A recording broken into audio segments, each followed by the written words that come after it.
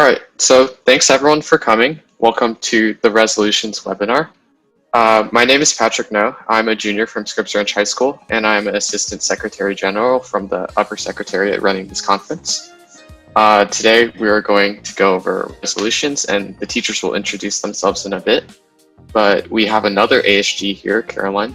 You can introduce yourself.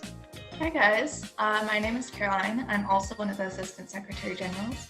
I go to Point Loma High School and the pronouns are she, they, and I'm happy to be with you guys today. Yep, so before we get to the teachers introducing themselves, this is kind of the opposite request as what your teachers might be doing, but we're going to ask that everyone turns their camera off actually, because since we're going to be posting this online, we can't be showing any of the students. So instead of the teacher asking you to turn your cameras on, it's going to be the opposite today. Also, I want to say thanks to Long for recording this webinar as well. So, with that being said, teachers, you can take it away. Okay, I can go first. Hey everyone, my name is Priya.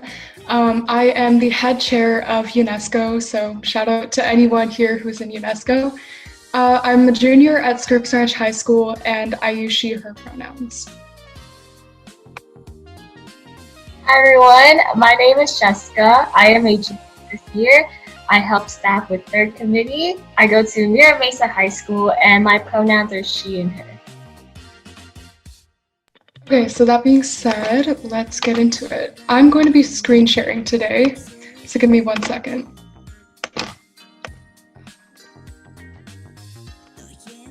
Can everyone see this right?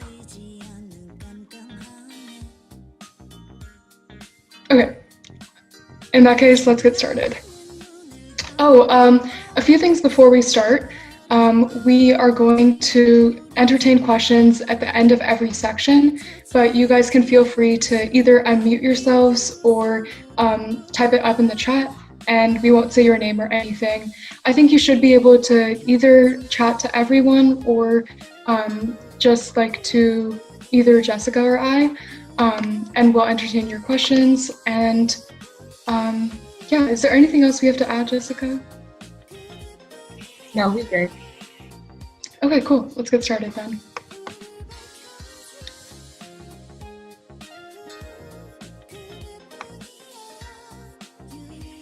Okay, so we're gonna start off with our agenda today.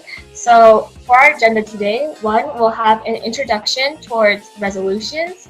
2, the process of creating solutions with the brainstorming process. 3, formatting the resolution with proper heading and clauses. And lastly, 4, various resources you can use along with examples that you can view in order to enhance your resolution. Yeah, so like Jessica said, the first thing we're going to do is we're going to give you guys an introduction to resolutions. So first of all, let's talk about what exactly resolutions are. Resolutions are pretty much a way of formally highlighting a specific part of a topic and then stating your solutions.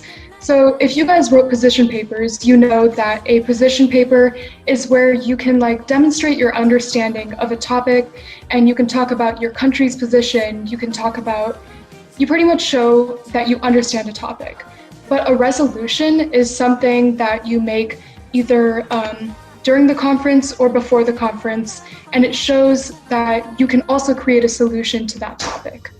So today we're going to go over the parts of resolution paper, what makes some resolution papers better than others, and how you should prepare to write one. And just one thing that you guys should keep in mind is that the resolutions we're going to explain today are specific to San Diego JMUN, but if you go to another conference, you should make sure to follow their specific guidelines because every conference wants you to do resolution papers differently. So just keep that in mind for anything that you go to in the future. In the background of a resolution, we will address the why, when, and how. Why do we write them? Thank you for asking. Writing a resolution explains solutions to topics we were discussing in position papers. These resolutions will be pinpointed towards a specific agenda topic in your committee. When, you might say? Well, you will be writing a resolution at the conference. Right now, you have the opportunity to write 3 pertaining to your committee topics. How? This is by starting to come up with a solution throughout the brainstorming process. Then, within the next few slides, we will show you how to do that.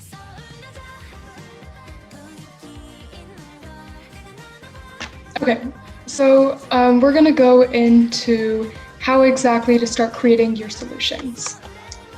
So the first step is to choose a topic. Now, you might be wondering what this means because you guys have already been given 3 topics inside your committees. But you guys might have noticed, but these topics are super broad.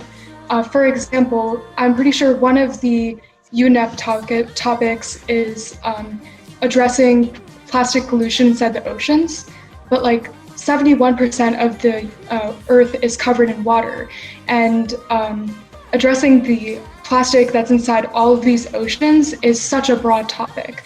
So resolutions, when you're creating a resolution, you need to make sure that you are addressing a topic that can be solved inside one paper. So there's an analogy we can use to think about this, and this is the cake analogy. So you have to imagine that you have this huge cake and it represents an entire topic. Let's say that this topic is marine pollution. In the same way that you're probably not going to be able to eat a whole cake. I don't know, some of you might be able to, but I definitely would not. In the same way that you can't eat a whole cake, you cannot address the entire problem of marine pollution in one resolution. So this topic is just way too broad in the same way that this cake is too big. So what do you want to do to that? You want to take a slice of the cake. Let's say that this slice represents plastic pollution in the ocean. But like we said, plastic pollution in the ocean is still way too broad of a topic. There's no way that you can solve that in just one resolution. So now you're going to take your slice of a cake and you're going to take one bite. Let's say that that one bite represents microbeads in the ocean. This is a problem that is more solvable. Maybe you can apply that to the real world, and you can write a resolution that will be able to solve this one problem because it's specific enough. So just like you took a bite of that cake, you can write a resolution because the topic is specific enough. So now once you've chosen a topic, you need to brainstorm. You can't just start writing your solutions out. You need to make sure that your ideas are feasible. And this is really important because you need to be able to create a detailed and specific resolution. So something that I recommend you guys do is think about the 5 W's, which is who, what, when, where, and why.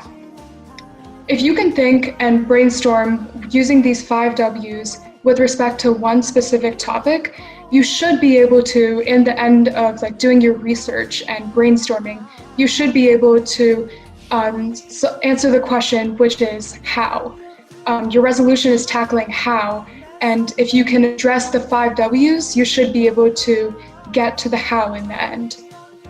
So going back to our slice of the cake, which is microbeading pollution inside the oceans, we need to think about who has caused this problem, what is the problem, when did it start, where is it the most prevalent, and why is this such a big problem before we can actually address how to solve it. So when you start thinking about your solutions, also important to keep in mind what has already been attempted or what has been attempted and could be improved. But yeah, that's pretty much it with our topic and brainstorming. Next, Jessica is going to go into the 3 factors that you should take into account when you're brainstorming. For your brainstorming, you should consider 3 factors when writing your resolution involving the budget, the timeline, and feasibility. So budget pertains towards the money provided for your solution. Be specific and realistic. Think about how much money you would need for your solution, how it would be used over time, and if it is realistic or unrealistic. For example, if you have a solution that consists towards building solar panels all over America, requesting a budget of only $100 or $100 trillion is unrealistic. Be specific of your budget sources as well. Ideas of funding you could use are from nonprofit organizations, also known as NGOs, the United Nations, your own country, and fellow allied countries. As for the timeline is the time period implemented within your solution. Take in consideration of money used over time and guidelines for your own resolution. For example, if you want to have a summit on global warming, you must specify when. Do you mean tomorrow, within a week, within a few years, or perhaps 1,000 years? If you do not specify a timeline, who knows? Anything goes at that point, meaning your solution is not specific as it should be. Feasibility. Making sure your solution makes sense and is relevant and has the potential to succeed. Feasibility connecting upon the overall nature of the resolution within the timeline and budget. Think of a feasible solution first. For example, in the solution of global warming, you cannot buy all the ice at Target and throw them into the Antarctica. That is not a feasible solution. This does not mean don't be creative. You can look towards past solutions that have worked and expand upon your own solution. So that is the end of this section. We had one question, or we had someone request that we go back to the slides in order to give you guys a little bit of time to copy it down. So we'll do that. And in the meantime, if you have any questions on the last two slides, please ask them now. You can send them through the chat, you can unmute yourself, either way works.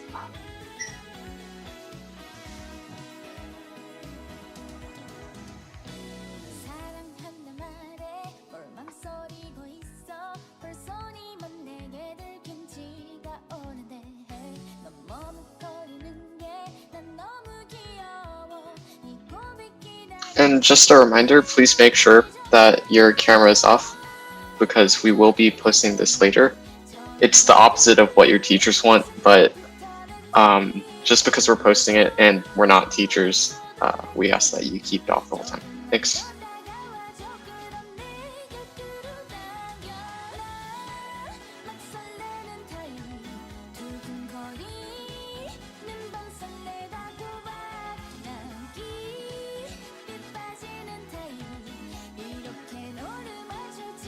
Okay, I'm gonna move on to the next slide. And once again, if anyone has questions, feel free to ask.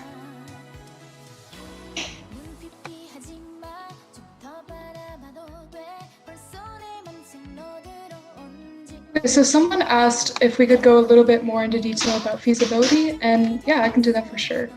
So feasibility is pretty much how realistic your solution is.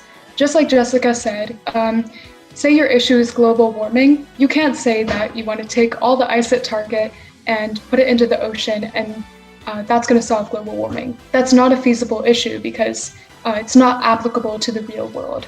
So when you're brainstorming, something that's really, really important to do is to really think about whether your solution can be actually implemented into the world. Remember that even though this is Junior Model United Nations, you guys are trying to model what it's like at the actual United Nations. And at the actual United Nations, they're creating resolutions that are going to be implemented into the real world. So in the same way, when you guys write your resolution papers, you need to make sure that your solutions are feasible and they can actually be implemented into the real world. Jessica, do you have anything else to add there? Yeah, I would like to add on, we have a question asked that how do we incorporate our country that we are representing in our resolution? So for your country, you can use your country for providing funding for your resolution. And you can also mention your country's policy in some parts of the beginning and the preambulatory clauses. Would you like to Yeah, add? it's really important. Yeah, for sure. It's really important that when you write your resolutions, you keep your country position in mind.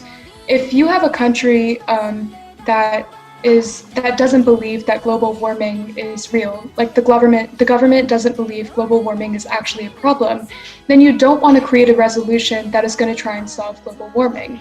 So it's really important to keep your country position in mind when you're writing your resolution papers. We also had another question when someone asked whether this presentation is going to be given as a reference. This whole presentation is going to be posted on YouTube. And Patrick, are the kids going to be able to access the slides? Yeah, they will be. Yeah, so you will have access to this presentation afterwards. And then someone also asked if we could go a little bit farther into detail about funding. Yeah, for sure. So funding is something that you want to think about when you're brainstorming, but it's honestly not that big of a part of your resolution paper. You just need to make sure that you're not looking, when you're brainstorming, you need to make sure that the amount of funding is feasible. Once again, you're not creating a resolution that is going to cost you like trillions of dollars. And you just want to make sure that it's a sum that is enough that can be funded by different countries, or it can be taken from the UN budget, or maybe you can look into some NGOs that support that topic and get funding from there. Jessica, do you have anything to add? Yeah, I would like to add on to Priya what she said about funding. So for funding, let's say for your resolution, you have a large significant funding for your solution.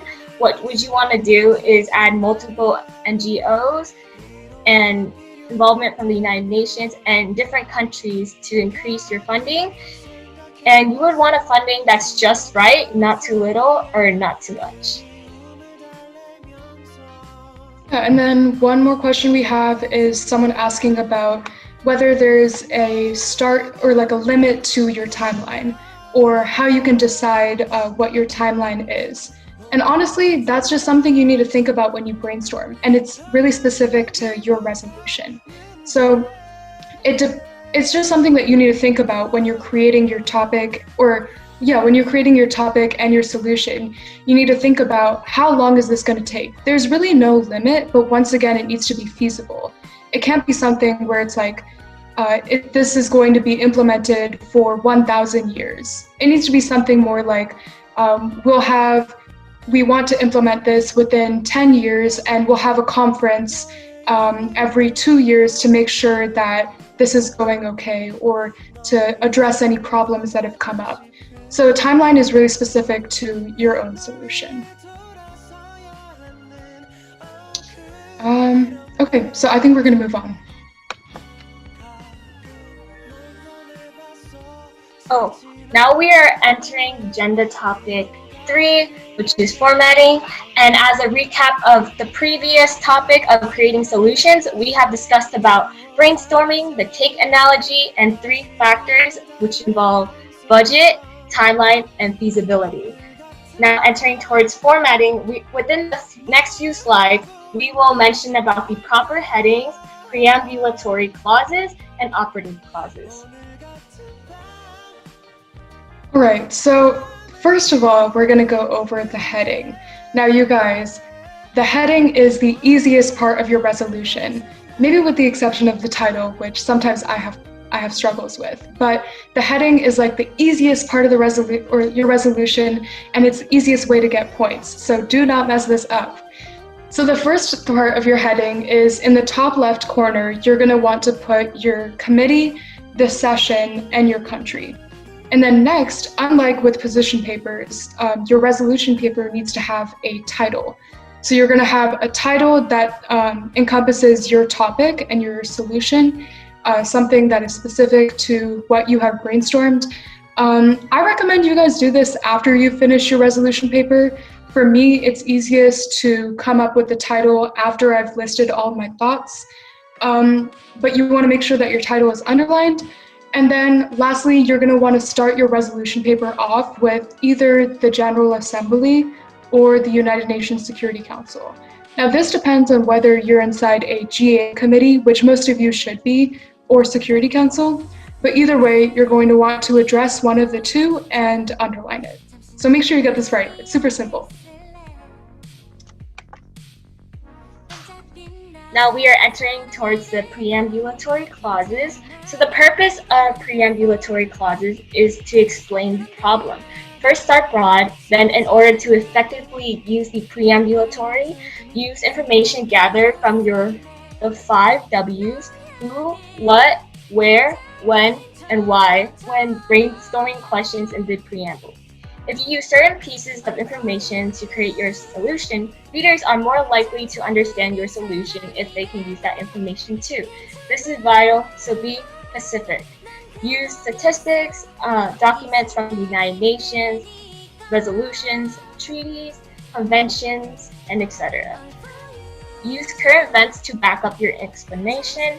So going back to the reference of the cake analogy, people would want to know about the main topics such as marine pollution mentioned in the beginning and narrow it down towards just a bite of the cake such as plastics in the ocean and microbes. Also, you can see the formatting of preambulatory clauses. As you can see that the preambulatory phrases are underlined and each phrase is indented and ends with a comma. Just one thing to add, it's really important that even if you start off broad, like if we're going back to the cake analogy with your marine pollution, if you start off broad and you're talking about marine pollution, you want to make sure that you narrow it down to your topic at the end. Because everyone in your committee is going to know about marine pollution, but not everyone will have researched microbeads in themselves because that's your specific topic. That's the one that you decided to choose. So make sure that all of your preambulatories start broad and then go narrower, and then in the end, you should be explaining your specific topic.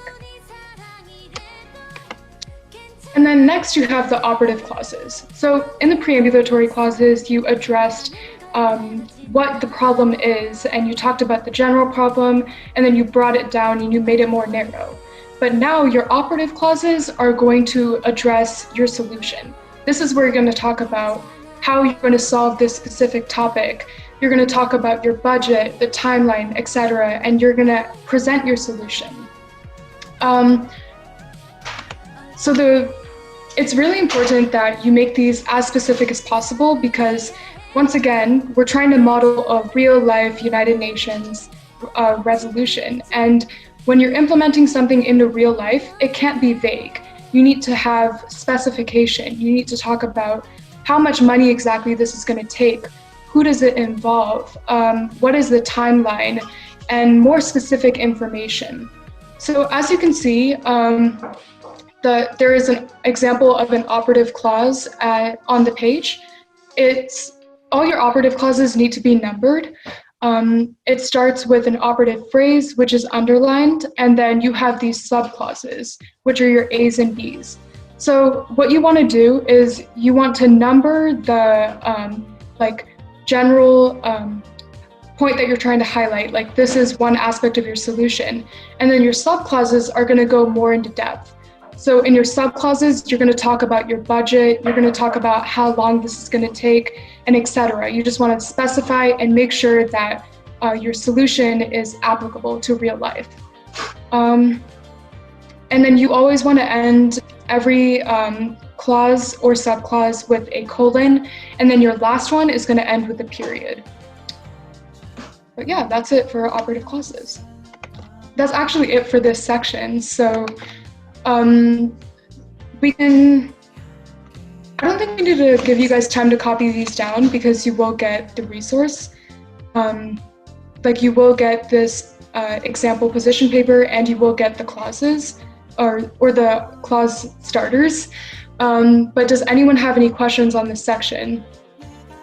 Oh, someone asked whether resolutions are limited to if there's a page limit.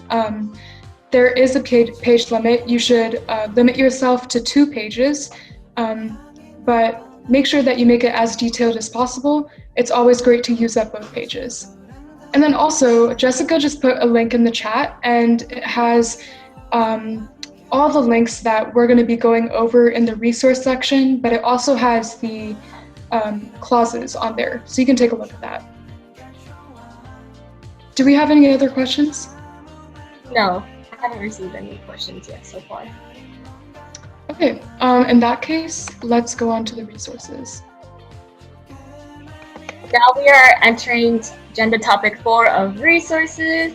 I've sent the link in the chat. Oh, you need access. Okay, I will go at that right away. Feel free to just view our screen as of right now while I add the access for the resources. We'll also be screen sharing. Like Jessica said, I'll be screen sharing each of the resources, so you guys can see it on the screen once it loads. Okay, so the first resource we're going to go over is the resolution paper clauses. So you remember how there's always something that needs to be underlined at the beginning of every clause, whether it's a preamb or an operative clause? Well, the SDR JMUN Upper Secretariat has been nice enough to compile a document with all the phrases that you can use. So you can just use this and keep it handy while you're writing your resolutions. And yeah, this is also linked inside the resource document.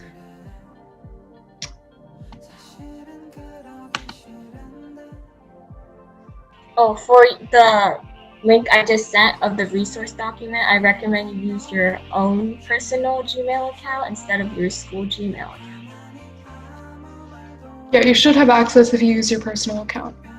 Are there any questions on the clause starters?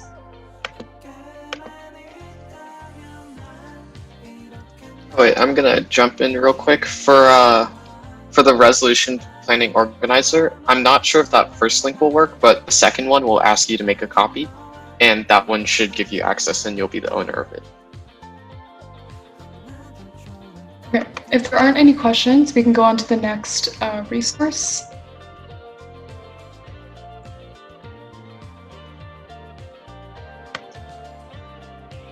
Okay, so the next resource we have is the Resolution Research and Planning Organizer. So with this organizer, you will organize with your preambulatory clauses and also your operative clauses. So within your preambulatory clauses, you will state the problem within 3 or 4 clauses and make sure the current problem is in modern times. So when we say modern times, it's something recent, a current event that has happened within probably around this 5-year time period. And don't go back into the 1990s. That is way too far off, so please don't do that. And facts. So within your preambulatory clauses, you would want facts to support the current problem that you presented. So this you can use evidence such as statistics, quotes, and data sources. So for example, you can use statistics mentioned from the United Nations. And predecessors and prior acts. So within this area, you can include actions from the United Nations, such as the United Nations has provided funding for the event of women education. So, Priya, can you scroll down to the operative clauses? Thank you. Okay, so for operative clauses, what action does your nation want the UN to take response for the problem? So this is within the operative clauses, as Priya mentioned previously. This is your solution you're thinking of, and make sure your solution has a reasonable budget, a timeline, and it is feasible. And funding, as mentioned before, you can use funding from different nonprofit organizations. You can also use the United Nations, your own country, and allied countries. Make sure within your operative clause as well that you stay within your country's policy. So if your country does not believe in global warming, as Priya mentioned previously, then you would go against global warming. Yeah, so this is a really great resource because you guys will be able to, if you go to File, you can make a copy, and then you'll be able to type your own problems, facts, and plan your clauses, and then you can transfer this to a document where you can write your actual resolution paper. Do we have any questions on here? Does everyone have access to the document I sent in the chat, or no?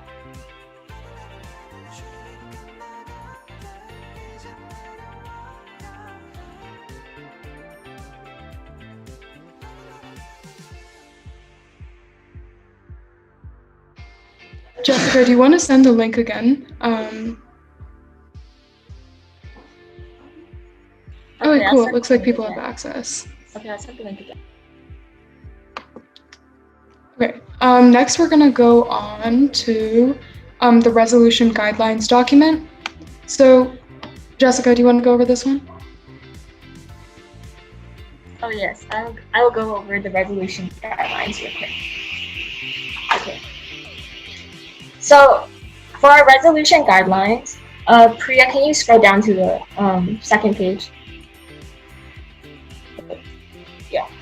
So, the first page is the resolution paper overview. So this will mention about the cake analogy, as Priya mentioned before, and what is a position paper. Can you scroll down to the anatomy of a resolution?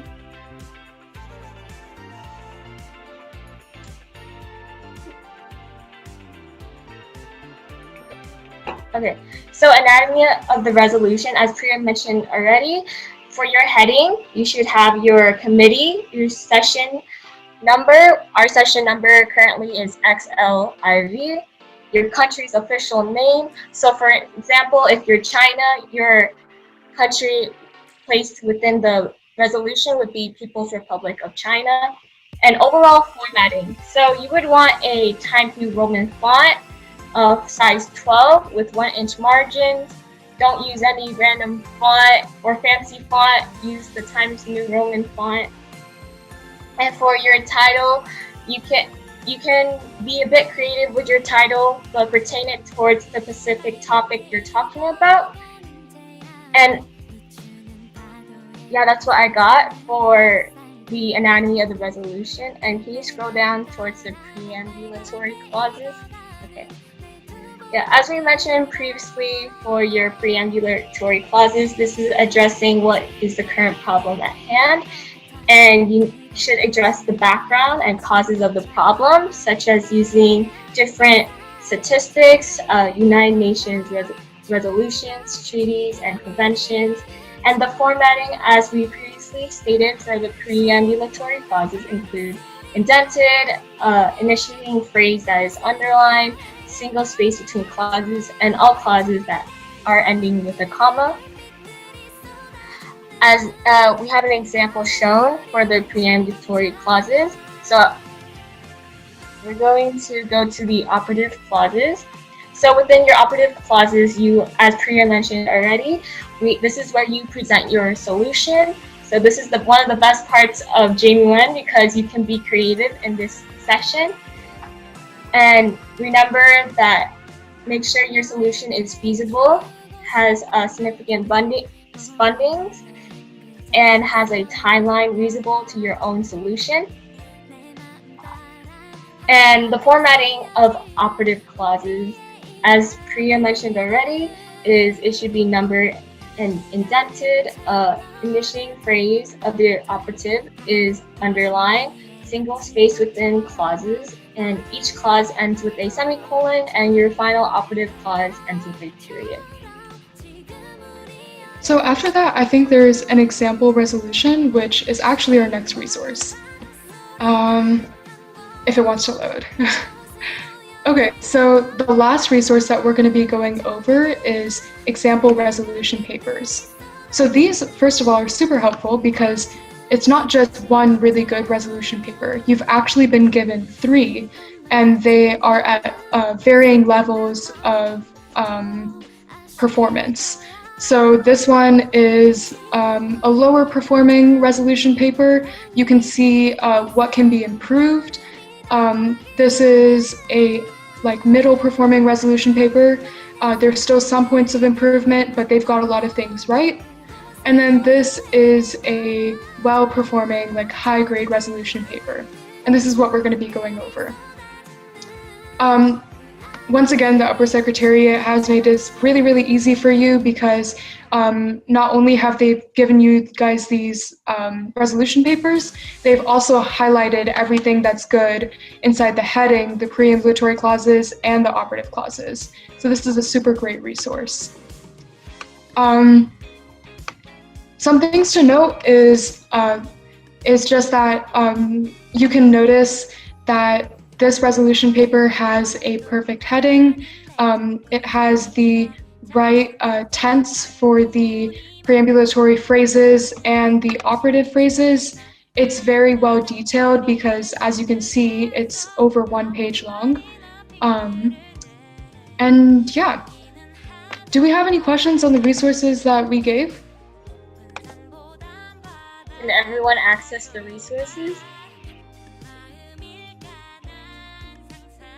Okay. If we do not have any questions, we can continue with the slideshow. Okay, so for our next slideshow, this is the next steps we have. So the steps we have is 1, finish your resolutions. 2, go to committee office hours for feedback and questions. 3, keep up with our current events on the website. And 4, get ready for speech making webinar within a few days, 14 days. And then something that I got a few questions about was when these resolution papers are due. So these are due in the first week of April. And I know that is a few months away, but that doesn't mean that you can't start on them now. Do not procrastinate because you will end up regretting it in the end. So at least get started brainstorming. One thing I like to do, or I used to do as a delegate, was around this time, I would get a few sticky notes, or in my notes app in my phone, I would make a document or a sticky note, and I made 3 for each of the topics. And then every once in a while, I would have an idea and I would write it down, either a solution or a topic, and I would write it down.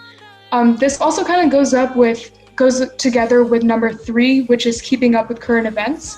You should make sure to read the news and stay informed, because who knows, you might read the news one morning and see something that pertains to your topic. And not only will you now know more about your topic, but you might also be able to implement something about what you read inside your resolution. So keeping up with current events and keeping up with your resolution papers in general is really, really important. Do not procrastinate once again. Yeah, as Priya mentioned, do not procrastinate and wait till the very last minute to do your speeches and write your resolution. Remember, the more you put in the conference, the more you will get out of it.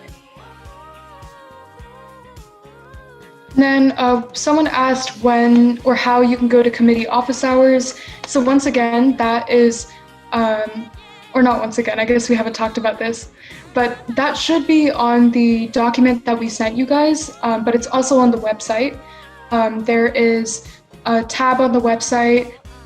Actually, we just linked it in the document, but it has all the links inside it has all the links for the committee office hours, and they are once every 2 weeks.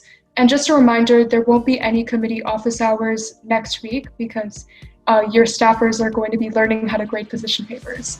So you'll be able to start attending them a few weeks from now once again.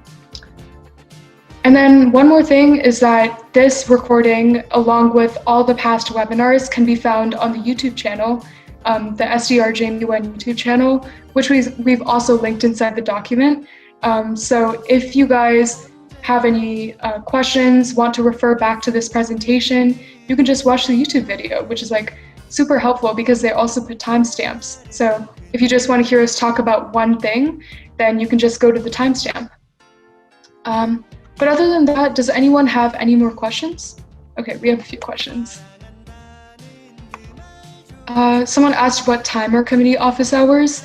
They're pretty varied, but once again, if you go to the website, or you go to the link that's inside the document, there is a calendar and you can see the times for each of the committee office hours. Each committee office hour lasts around 1 hour. If you still have any questions, feel free to type it in the chat. We don't bite.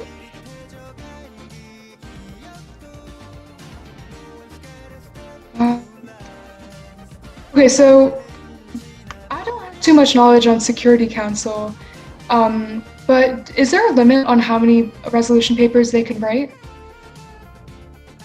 I just remember Security Council isn't like, I'm not a Security Council person, that's Caroline, she's in charge of Security Council, but they don't write resolutions on topics in the same way that General Assembly does. So it's not going to be the standard write 3 resolutions. The number is going to be different, but I'll get back to you on. Is there a webinar, or I mean, I guess they can go to committee office hours for Security Council, but is there a webinar on Security Council, or is that just crisis? Just crisis. So I'll get that answer from the other upper secretary members right now. We have a question mentioned in the chat. We just have 1 paper or 1 for each topic in our committees. So for your resolution, we recommend you to write 3 in total, 1 for each topic inside your committee. We recommend you to write 3. You can start off writing 1 currently, but we recommend you to have 3 in total. If you're a new delegate, you don't necessarily have to write 3. You can possibly pick your favorite topic and write 1. Just write 1. There's another one. Someone asked, does the topic we choose have to be the same as the one we chose for our position papers? So if you mean that is the topic, as in are you only able to write a resolution paper on the committee topic you wrote a position paper on? That is not true. You can write a resolution paper for all 3. You can just write it for 1. But just remember that whatever topic you choose, you need to make sure that you specify a little bit more because these topics are super broad and you can't solve everything. And I just got the answer for Security Council. So the maximum that you can write is 3 to 5, meaning the maximum you can write is 5. You definitely don't have to turn in that many if you don't feel confident doing so. And the tentative due date is April 19th, so you don't have to worry about that coming up real soon. So, but don't procrastinate. Expert advice, top 10 advice. Procrastinate. Yeah, don't procrastinate, guys. We also have one question. Someone asked, how should I handle writing my resolution if my country is North Korea? So once again, JMUN is super exciting because you sometimes are put in situations that are kind of uncomfortable. I know a lot of us do not have views that align with North Korea, but you might have to write a resolution paper that isn't really that doesn't really correlate with your views, but you still need to make sure that you're keeping your country position in mind. So for example, I have a friend who was once a country in the Middle East, but she was in 4th Committee, which, wait, I'm pretty sure 4th Committee is the one about women's rights, right? No, Anyway, that's Third. Oh, third. Oops. Yeah, so she was in 3rd Committee. And a lot of Middle Eastern countries don't believe that women should be able to get an education or have as many rights as men do. So she actually had to write a resolution paper stating that like women's rights are not that important, and she had to debate in committee and use that committee or use that country position. And that put her in an uncomfortable situation, but she had to do it. So in the same way, if you're a country like North Korea, you need to make sure that you're keeping your country position in mind, even if it's not something that you as a person believe in. And then a couple questions about the session number. The session number is X at, here, I'll just like send it in the chat.